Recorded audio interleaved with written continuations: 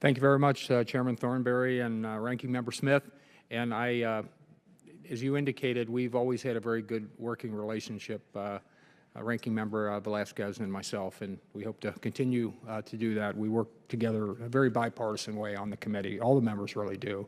I appreciate the opportunity to testify before you on the National Defense Authorization Act for fiscal year 2019. Let me begin by thanking the committee for its longstanding collaboration with the Small Business Committee. It's been my privilege to serve on the Small Business Committee for over 20 years now, and through those years, I know that the Armed Services Committee and our committee have really worked very well together, so thank you for that relationship. Your commitment to small businesses is evidenced through the numerous small business provisions being enacted into law each year. I'm here today to support the inclusion of 13 small business bills in this year's NDAA. Each of them is important in ensuring a robust defense industrial base, and I'll focus on a few highlights in my limited time. First, I'd like to highlight an important recommendation made by the Section 809 panel in its Volume 1 report.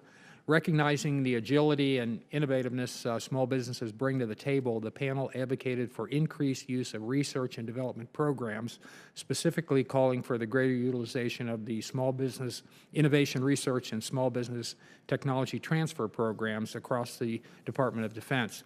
In a similar vein, H.R. 2763 makes a number of important changes to the SBIR and STTR programs, those are the ones I just referred to, including improving agency accountability, instituting reporting deadlines, and requiring the Small Business Administration to provide future Congresses with a greater understanding of the program's strengths and weaknesses.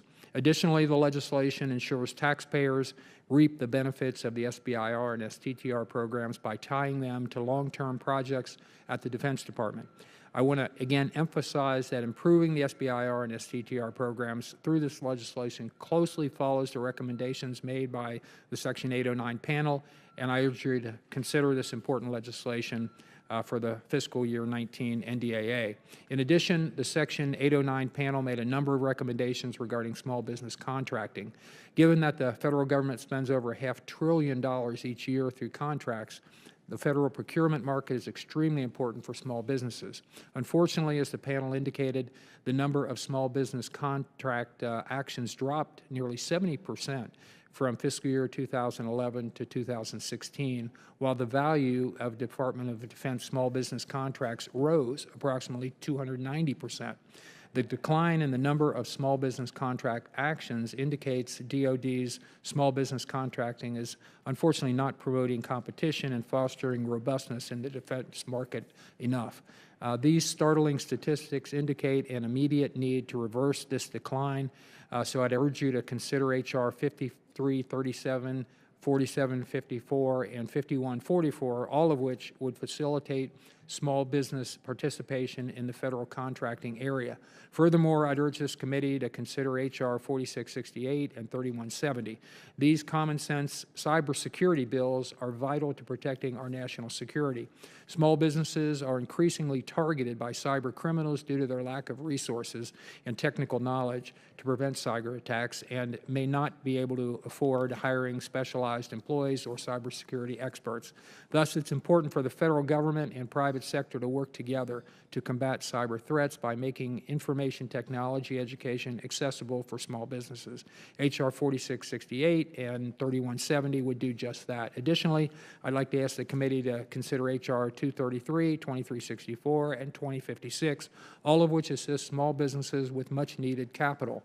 Despite an economy that is starting to show signs of improvement, small business continued to face obstacles when it comes to assessing capital.